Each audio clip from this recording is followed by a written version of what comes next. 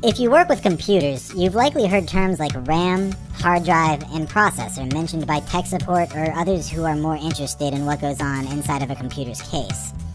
If you've always wondered what the various components of your computer are for, but have never really had the time to look into it, then this video is just for you. While each one of these components is complex enough to spend a lifetime learning about, I'm going to give a very broad and general overview. A typical desktop computer comes down to these 7 essential parts: case, power supply, motherboard, CPU, RAM, hard drive, and graphics cards. These are the fundamental parts of any desktop computer. It may seem daunting at first, so let's separate these into 2 categories: simple ones and the more complex ones. For starters, let's look at the case. The case is nothing more than a big hunk of plastic that houses everything else. Some of them have more or less physical space, some of them have different parts where you can put screws in or this or that, but at the end of the day, all the case really does is provide a nice enclosed system for everything else. Next up, we have the power supply. This part of your computer, almost always located on the bottom, is the part that plugs into the wall and provides all of the other parts with the electricity needed to do their thing. You can think of it as an extremely advanced AC adapter. The last of the simple parts to mention is the motherboard. The motherboard is a wide and flat circuit board that all of the other components plug into. It's the part that lets all of these components send electrical currents, composing data, between each other. While not particularly expensive, the motherboard is arguably the most important component because without it, you'd have nowhere to put anything else. So that's it for the simple components. Now let's move on to the more complex parts, the ones that deal with data. The 4 main components to keep in mind here are CPU, RAM, hard drive, and graphics card. Now first things first, I'm going to establish some terminology. Keep in mind that CPU is also known as the Central Processing Unit, or processor. These terms all refer to the same thing. They are completely interchangeable. RAM stands for Random Access Memory, and is often referred to as just memory. A hard drive is often referred to as a disk drive or storage. And a graphics card is also known as a GPU, or Graphics Processing Unit. For this explanation, I'll be using the terms CPU, RAM, hard drive, and graphics card. So let's start with the CPU. The CPU is where your computer does things. It isn't really capable of storing very much data at all, but it's very good at doing things with data. Quickly reading it, arranging it, doing the type of quick and massive calculations needed to run your programs. This is where most of your programs are essentially run from. It's often referred to as the brain of the computer. I personally don't like this description because really your entire computer is just a brain. It's just the center part of your computer's brain. Basically everything that happens in your computer goes through your CPU at some point.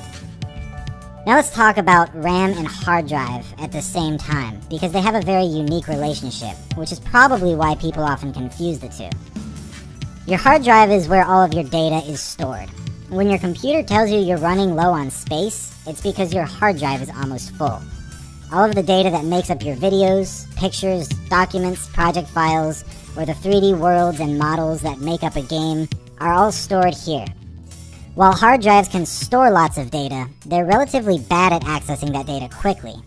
Everything is accessed through a tiny little wire here, and because most hard drives are made up of spinning disks, your hard drive isn't going to be able to constantly give your CPU the information it needs to run certain programs. That's where RAM comes in.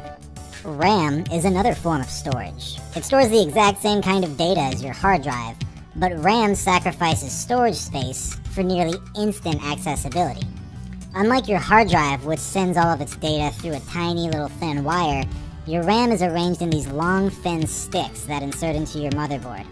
Think about a storage unit. If you have a massive warehouse with only a thin doorway, it's going to be difficult to get in, find what you need, and get out if it's kind of spread all over the place. You'll have to go through a tiny door. But if you have a long, wide storage shed that's got a big, massive garage composing an entire side of it, you won't be able to store as much, but things are significantly easier to get to.